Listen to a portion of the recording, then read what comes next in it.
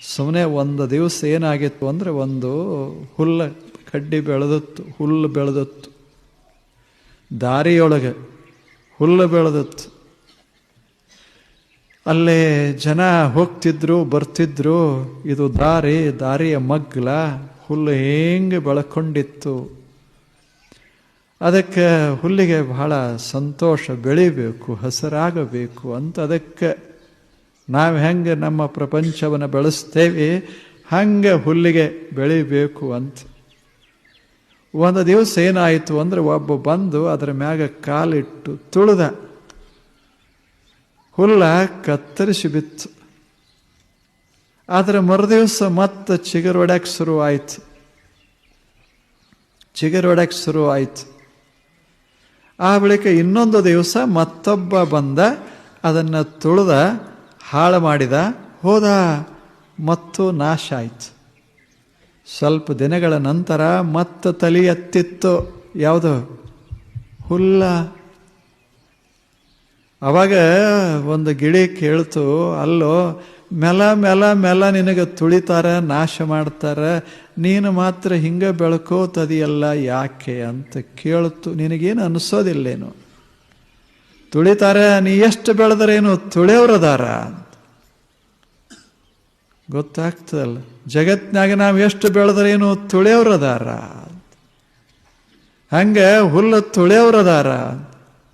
ಅವಾಗ ಹುಲ್ಲು ಹೇಳ್ತು, ನನಗೆ ಎಂಥ ಉತ್ಸಾಹದ ಬೆಳಿಬೇಕು ಅಂದ್ರೆ ಬೇಕಾದಷ್ಟು ತುಳಿಲಿ ಮತ್ತು ಬೆಳಿತೇನೆ ಅಂತ. 1000 ಜನ ತುಳಿದ್ರೆ ಏನಾಯ್ತು, ತುಳಿದವ್ರು ಹೋಗ್ತಾರೆ, ನಾನು ಬೆಳೆದು ನಿಲ್ತೇನೆ ಒಂದು ದಿವಸ. ಬೆಳೆಯುವ ಸಾಮರ್ಥ್ಯನೇ ಒಳಗಿರುವಾಗ why should I worry about being trodden by these people? ಯಾಕೆ ನಾನು ವಿಚಾರ ಮಾಡೋದು? ನಾನು ಬೆಳೆಯೋದು ಬಹಳ ಮಹತ್ವದ್ದು. ಎಲ್ಲವೂ ಬೀಳ್ತಾವ, ಮನುಷ್ಯನೂ ಹೋಗ್ತಾನೆ. ಮನುಷ್ಯ ಬರೋಕ್ಕಿಂತ ಮೊದಲೇ ನಾ ಇದ್ದೆ, ಮುಂದೂ ಇರ್ತೇನೆ, ಬೆಳಕೋತಿರ್ತೇನೆ. ಅವನನ್ನು ಬೈಯೋದಿಲ್ಲ, ನೋಡ್ಲಿ ಅಂತ. ನನ್ನ ಸಾಮರ್ಥ್ಯ ಹೆಚ್ಚೋ ಅವನ ಸಾಮರ್ಥ್ಯ ಹೆಚ್ಚೋ ನೋಡ್ಲಿ. ಎಂಥ ಉತ್ಸಾಹ! ಒಂದು ಹುಲ್ಲಿಗೆ ಇಂಥ ಉತ್ಸಾಹ. ನಮಗೆ ಹಂಗೆ ಆಗೋದಿಲ್ಲ. ಯಾರೇ ಒಂದಿಷ್ಟು ಏನ್ರಿ ಅಂದ್ರೆ ಸಾಕಪ್ಪ ಜೀವನ ಅಂತಂತೇವಿ. ಒಂದಿಷ್ಟೇನ್ರ ತಲೆನೋವು ಆದರೆ ಸಾಕು ಜೀವನ ಅಂತಂತೇವಿ. ತಲೆ ಹೋಗಿಲ್ಲ, ಮೈ ಹೋಗಿಲ್ಲ, ಏನೋ 4 ದಿವಸ ತಲೆನೋವು ಅಷ್ಟೆ. ಏನೋ ಒಂದಿಷ್ಟು ತಾಪ ಜೀವನದಾಗ ಇರೋದಿಲ್ಲೇನು, ಇಷ್ಟೆಲ್ಲ ಬದುಕ್ತೇವಿ ಅಂದಾಗ ಸ್ವಲ್ಪ ಏರಾಪೇರ ಇದ್ದೇ ಇರೋದಿಲ್ಲೇನು. ಶಾಂತವಾಗಿಯೇ ನೀರು ಹರಿತಿರ್ತದೇನು, ಹೋಗಿ ಕೆಳಗರೆ ಬೀಳ್ತದೆ, ಎಲ್ಲರೇ ಹೋಗಿ ಸಿಕ್ಕೋತದೆ, ಸುತ್ತ ತಿರುಗಬೇಕಾಗ್ತದೆ. ಎಲ್ಲ ಕಡೆ ಮಾಡಿ ನೀರು ಸುಮ್ಮನೆ ಹರ್ಕೋತ ಹೊಂಟಿರ್ತದೆ. ಎಷ್ಟು ಚೆನ್ನಾಗಿ ಉತ್ಸಾಹ ಎಷ್ಟದ. ಇಲ್ಲೇ ನೋಡ್ರಿ ನೀವು ಹೋಗಿ, ಶರಾವತಿ ನದಿ ಅದ, ಏನು ಹರಿತದ, ಹಂಗ ನೃತ್ಯ ಮಾಡ್ಕೋತ ಹರಿತಾ ಇರ್ತದೆ. ಎಂಥ ಉತ್ಸಾಹ! ಅದಕ್ಕೆ ಮ್ಯಾಗಿಂದ ಜಿಗಿತದೆ, ಕಲ್ಲುಗಳನ್ನೆಲ್ಲ ಸುತ್ತದೆ, ಕಲ್ಲುಗಳನ್ನೆಲ್ಲ ನೂಗ್ತದೆ. ಹರಿದು ಹೋಗುವಾಗ ಒಂದು ಬಗೆಯ ಸಂಗೀತ ನಿರ್ಮಾಣ ಆಗಿರ್ತದೆ. ಉತ್ಸಾಹ ಅದ.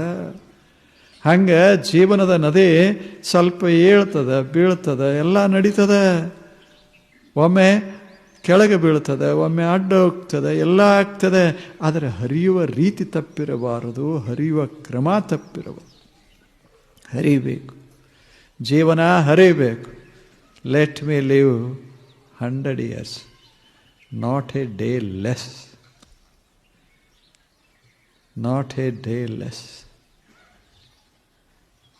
ಜೀವೇತ್ ಶತಂ ಸಮಾಹ ಜಿಜೀವೇತ್ ಕುರ್ವನ್ನೇವೇಹ ಕರ್ಮಾಣಿ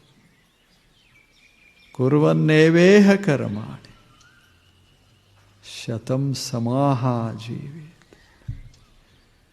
ನಾನು ಬದುಕಬೇಕು, 100 ವರ್ಷ ಬದುಕಬೇಕು, ಒಂದು ದಿವಸರೇ ಯಾಕೆ ಕಡಿಮೆ ಅಂತ.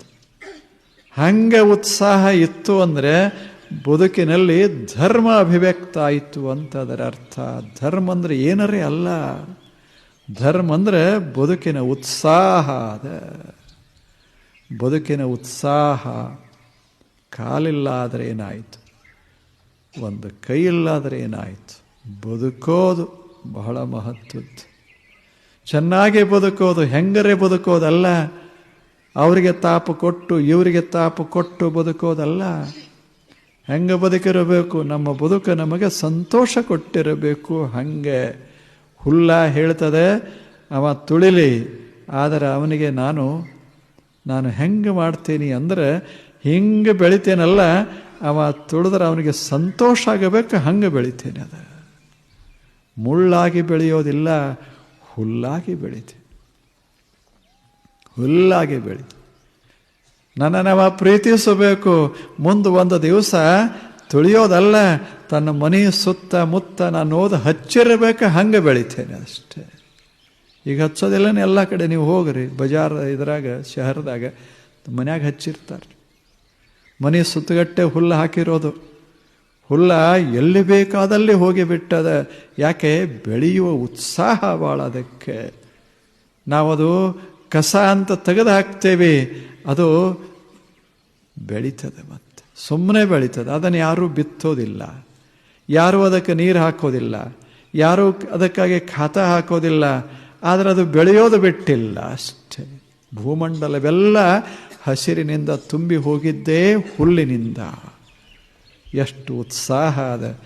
ನಾವು ಸ್ವಲ್ಪ ಉತ್ಸಾಹ, ಜೀವನದಲ್ಲಿ ಉತ್ಸಾಹ ತೋರಿಸ್ದೇವಿ ಅಂದರೆ ಇಂಥ ಉತ್ಸಾಹಕ್ಕೆ ಏನಂತೇವಿ? ಪ್ರಾಣಶಕ್ತಿ ಅಥವಾ ಜೀವನೋತ್ಸಾಹ ರೂಪ ಧರ್ಮ. ಇದು ಧರ್ಮ. ಓಜಃ, ಎಷ್ಟು ಚಂದ ಶಬ್ದ ಬಳಸ್ಯಾರ, ಓಜಃ. ಇದು ಧರ್ಮ. ಇದು ಹೊರಗೆ ಪ್ರಾಣಶಕ್ತಿಯ ವಿಕಾಸ ಆಗ್ತಾ ಇದೆ, ಒಳಗೆ ಜೀವನೋತ್ಸಾಹವಾಗಿ ಅದು ನಿಂತದೆ.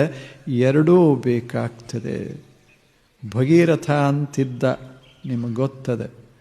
ಏನು ಉತ್ಸಾಹ, ಏನು ನೋಡಬೇಕು. ಒಂದು ಕನಸು ಅವನಿಗೆ, ಒಂದು ಸುಂದರ ಕನಸನ್ನು ಕಂಡ. ಆವಾಗಿನ ಕಾಲಕ್ಕೆ ಗಂಗಾ ನದಿ ಇಲ್ಲಿ ಹರಿತಿರಲಿಲ್ಲ, ಬೇರೆ ಕಡೆ ಹರಿತಿತ್ತು. ಅದರ ಎಲ್ಲ ಟ್ರಿಬ್ಯೂಟರೀಸ್, ಉಪನದಿಗಳೆಲ್ಲ ಬೇರೆ ಬೇರೆ ಕಡೆ ಹರಿತಾ ಇತ್ತು. ಉತ್ತರ ಕಡೆ ಹರಿತಾ ಇತ್ತು. ಉತ್ತರ ಭಾರತ ಬರಡಾಗಿತ್ತು, ಮಣ್ಣು ಚೆನ್ನಾಗಿತ್ತು, ನೀರಿರಲಿ.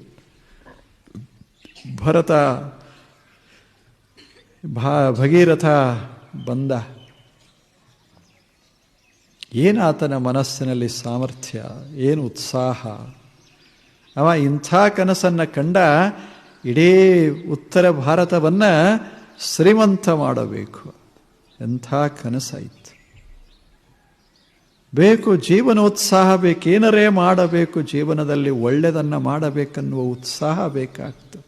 ಮಾಡಿಬಿಡೋಣ ಅಂತ ಭಗೀರಥ ಕನಸ ಕಂಡ. ಹಿಮದ ಬೆಟ್ಟಗಳ ಮಧ್ಯದಲ್ಲಿ ಏನು ಹರಿತಾವ ನದಿಗಳು, ಆ ನದಿಗಳನ್ನೆಲ್ಲ ಕೂಡಿಸಿ ಉತ್ತರ ಪ್ರದೇಶದಾಗ ಹರಿಸಬೇಕು ಅಂತ ವಿಚಾರ ಮಾಡಿದ. ಬಹಳ ದೊಡ್ಡ ಕೆಲಸ ಮಾಡಿದ. ಯಾಕೆ? ಹಿಮಾಲಯದ ಬೆಟ್ಟಗಳು ನಿಮಗೆ ಗೊತ್ತಿರಬೇಕು, ಎರಡು ಶಾಖೆಗಳಾಗಿ ಎರಡು ಗುಂಪುಗಳಲ್ಲಿ ಹರವಿಕೊಂಡது. ಸಾವಿರ ಕಿಲೋಮೀಟರ್ ಅದೆಲ್ಲ ಹರಡಿಕೊಂಡದೆ. ಅಂಥದರಲ್ಲಿ ನಮ್ಮ ಕಡೆ ಭಾಗ ಏನದ ಸ್ವಲ್ಪ ಎತ್ತರ, ಆ ಕಡೆ ಭಾಗ ಉತ್ತರ ಕಡೆ ಭಾಗ ಸ್ವಲ್ಪ ಕೆಳಗೆ. ಆದ್ದರಿಂದ ನದಿಗಳೆಲ್ಲ ಆ ಕಡೆ ಹೋಗ್ತವೆ. ಬ್ರಹ್ಮಪುತ್ರ ಹಿಂಗೆ ಹಾಯ್ದು ಬರುತ್ತೆ. ಆತ ವಿಚಾರ ಮಾಡಿದ, ಅದಕ್ಕೆ ಇದೇನದ ಗಂಗಾ ನದಿ, ಇದನ್ನು ತಿರುಗಿಸಿ ಬಿಡಬೇಕು ಅಂತ. ನದಿಯನ್ನೇ ತಿರುಗಿಸಿ ಬಿಡಬೇಕು ಅಂತ ಸಾವಿರಾರು ವರ್ಷದ ಹಿಂದೆ ಕನಸು ಕಾಣಬೇಕಾದ್ರೆ ಎಂಥ ಉತ್ಸಾಹ ಇರಬೇಕು ಆ ಮನುಷ್ಯಾಗ, ಎಂಥ ಕಲ್ಪನೆಗಳು, ಎಂಥ ಸುಂದರ ಕನಸ ಇರಬೇಕು. ಕನಸಾಗಬೇಕು ಮನುಷ್ಯಾಗ, ಒಂದು ಚಂದ ಕನಸಾಗಬೇಕು. ನಾಶ ಮಾಡೋ ಕನಸಲ್ಲ. ನಮಗೂ ಕನಸು ಬೇಕಾದಷ್ಟು ಬಿದ್ದಿರ್ತಾವೆ. ಅವ್ರ ಮನೆ ಬಿದ್ದು ನಮ್ಮ ಮನೆ ಎದ್ದಂಗೆ ಕನಸು ಬೀಳ್ತಾವೆ, ಬೀಳೋದಲ್ಲೇ. ಅವ್ರ ಮಕ್ಕಳೆಲ್ಲ ಹೋಗಿ ನಮ್ಮ ಮಕ್ಕಳಷ್ಟೇ ಮೇಲೆ ಏರ್ದಂಗೆ ಕನಸ ಬೀಳ್ತಾವೆ. ಎಲ್ಲರೂ ರಾಜರು ಮಹಾರಾಜರೆಲ್ಲ ಹೋಗಿ ನಾವೇ ಮೇಲೆ ಕುಂತಂಗೆ ಕನಸು ಬೀಳ್ತಾವೆ. ಇಲೆಕ್ಷನ್ ಇಲ್ಲದಿದ್ದರೆ ಏನಾಯಿತು, ನಿಂತಂಗೆ ಆರಿಸಿ ಬಂದಂಗೆ ಪ್ರೈಮ್ ಮಿನಿಸ್ಟರ್ ಆದಂಗೆ ನಮ್ಮ ಕನಸ ಬೀಳ್ತಾವೆ. ಏನು ಇಲ್ಲೊಬ್ಬ ಮನುಷ್ಯ ಭಗೀರಥ ಏನು ಸುಂದರ ಕನಸ ಕಂಡ. ಭಾರತವನ್ನು ಶ್ರೀಮಂತ ಮಾಡಬೇಕು. ತನ್ನ ದೇಶ ಅಂತಲ್ಲ, ಭಾರತವನ್ನು ಶ್ರೀಮಂತ ಮಾಡಬೇಕು ಅಂತ. ಎಷ್ಟು ಚಲೋ ಕನಸಾಕಂಡು. ಶಾಶ್ವತವಾಗಿ ಶ್ರೀಮಂತ ಮಾಡಬೇಕು, ಬರೇ 4 ದಿನ ಅಲ್ಲ, ಶಾಶ್ವತವಾಗಿ ಮಾಡಬೇಕು. ಆದ್ದರಿಂದ ಗಂಗೆಯನ್ನು ಇಳಿಸಬೇಕು ಅಂದ. ಎಲ್ಲಿಂದ? ಹಿಮದ ಬೆಟ್ಟಗಳ ತುಟ್ಟ ತುದಿಯಿಂದ ಗಂಗೆಯನ್ನು ಇಳಿಸಬೇಕು. ಅದಕ್ಕಾಗಿ ಹೊರಟ ಆತನ ಸಹಕಾರಿಗಳು ಎಲ್ಲರೂ ಹೋದರು. ಹೋಗಿ ಬೆಟ್ಟವನ್ನೇ ಕಡಿದರು. ಸಾವಿರ ಜನ ಆ ನೀರಿಲ್ಲದಕ್ಕಾಗಿ ಉತ್ತರ ಪ್ರದೇಶದೊಳಗೆಲ್ಲ ಸಾಯ್ತಿದ್ರು. 60,000 ಜನ ಇವರ ಸಂಬಂಧಿಕರೇ ಸತ್ತಿದ್ರು. ಆದ್ದರಿಂದ ಭಗೀರಥ ಈ ನಿರ್ಣಯ ಮಾಡಿದ, ತರೋಣ ಹೆಂಗಾಗೋದಿಲ್ಲ ನೋಡೋಣ, ತರೋಣ, ಸ್ವರ್ಗದಿಂದಲೇ ತಂದ ಅನ್ನುವಷ್ಟು ಆತನನ್ನು ವರ್ಣಿಸ್ತಾರೆ. ಹಂಗೆ ಭಗೀರಥ ಕೆಲಸ ಮಾಡಿದ.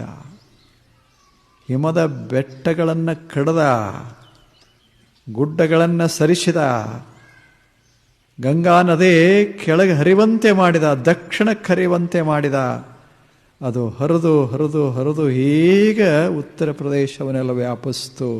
ಉತ್ತರ ಪ್ರದೇಶ ಸುಂದರ ಭಾರತವಾಗಿತ್ತು. ಸಸ್ಯಶ್ಯಾಮಲ, ಸುಜಲ ಸುಫಲ, ಹಂಗಾಗಿತ್ತು ಭಾರತ. ಎಂಥ ಅದ್ಭುತ ನದಿ ಒಂದು ಹರಿದು ಬಂತು ಒಳಗೆ. ಇದೆಲ್ಲ ಭಗೀರಥನ ಸಾಹಸ. ಇದು ಮನುಷ್ಯ ಸಾಹಸಿಯಾಗಿರಬೇಕು. ಉತ್ಸಾಹ ಇಲ್ಲದಿದ್ದರೆ ಸಾಹಸ ಆಗದೆ. ಏನರೇ ಮಾಡಬೇಕನ್ನೋ ಮನಸ್ಸಿತ್ತು ಅಂದರೆ ಉತ್ಸಾಹ ಬೇಕಾಗ್ತದೆ. ಜೀವನದಾಗ ಬದುಕಬೇಕು, ಒಂದು ಸುಂದರ ಕೆಲಸ ಮಾಡಬೇಕು ಜಗತ್ತಿನಲ್ಲಿ. ಜಗತ್ತನ್ನು ಶ್ರೀಮಂತ ಮಾಡಬೇಕು, ಜಗತ್ತನ್ನು ಸುಖಿ ಮಾಡಬೇಕು, ಜಗತ್ತನ್ನು ಸಮೃದ್ಧಗೊಳಿಸಬೇಕು ಅಂತನ್ನುವ ಕನಸು ಬೇಕಾಗ್ತದೆ. Dream we should have of making the world prosperous, more rich, beautiful ಮಾಡಬೇಕು. ಚಂದ ಮಾಡಬೇಕು ಜಗತ್ತನ್ನು. ಈ ಕನಸದಲ್ಲ, ಆ ರೀತಿ ಉತ್ಸಾಹದಲ್ಲ ಜೀವನದಾಗ. ಇಂಥ ಉತ್ಸಾಹಕ್ಕೆ ಓಜಸ್ಸು. ಇದು ಓಜಸ್ಸು. ಇದು ಒಳಗೆ, ಹೊರಗೆ ಓಜಸ್ಸು, ಪ್ರಾಣಶಕ್ತಿ ಇದೆ. ಎಲಾನ್ ವೈಟಲ್, ವೈಶ್ವಿಕ ಪ್ರಾಣಶಕ್ತಿ ಅದ. ಜೀವ ಜಂತುಗಳನ್ನೇ ನಿರ್ಮಾಣ ಮಾಡುವಂಥ ಅದ್ಭುತ ಸಾಮರ್ಥ್ಯ. ಇವು ಎರಡೂ ಬೇಕು ಮನುಷ್ಯಾಗ. ಇದು ಧರ್ಮ. ಜೀವನದಲ್ಲಿ ಇದು ಧರ್ಮ. ಇಂಥ ಧರ್ಮ ಯಾರಿಗೆ ಬೇಡ ಹೇಳಿ? ಜೀವನೋತ್ಸಾಹ ಯಾರಿಗೆ ಬೇಡ? ಇದು ವೈಶ್ವಿಕ ಧರ್ಮ. ಎಲ್ಲರಿಗೆ, ನೀವು ಇಂಗ್ಲೆಂಡ್ದಾಗಿದ್ದರೂ ಬೇಕಾಗ್ತದೆ, ಭಾರತದಾಗಿದ್ದರೂ ಬೇಕಾಗ್ತದೆ, ಎಲ್ಲರಿಗೂ ಬೇಕು. ಜೀವನೋತ್ಸಾಹ ಇರಬೇಕದ.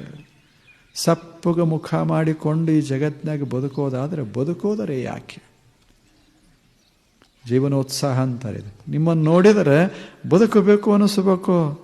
ಕೆಟ್ಟ ಮುಖ ಸಾಕಪ್ಪ ಈ ಜೀವನದಾಗ ಅನ್ನುವಂಗ ಇತ್ತು ಅಂದರೆ ತಗೊಂಡು ಏನು ಮಾಡೋದು? ತಗೊಂಡು ಏನು ಮಾಡೋದು? ದೇವರು ಅದಕ್ಕೆ ಬದುಕ ಕೊಟ್ಟಿರ್ತಾನೆ.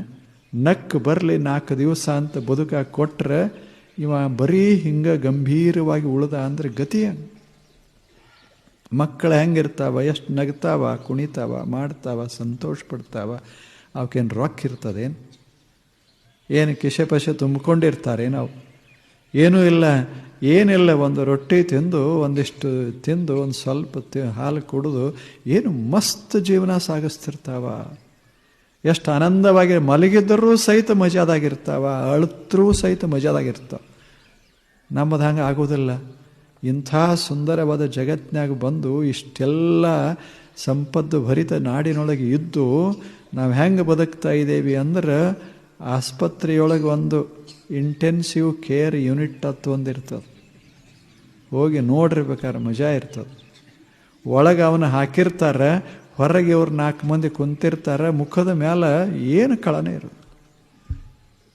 ಅದು ಸರಿ, ಅಲ್ಲಿ ಸರಿ, ಹಿಂಗೆ ಹೊರಗೂ ಹಿಂಗೆ ಕುಂತು ಬಿಟ್ರೆ ಗತಿ ಏನಾದೀತದ? ಏನದು ಜೀವ?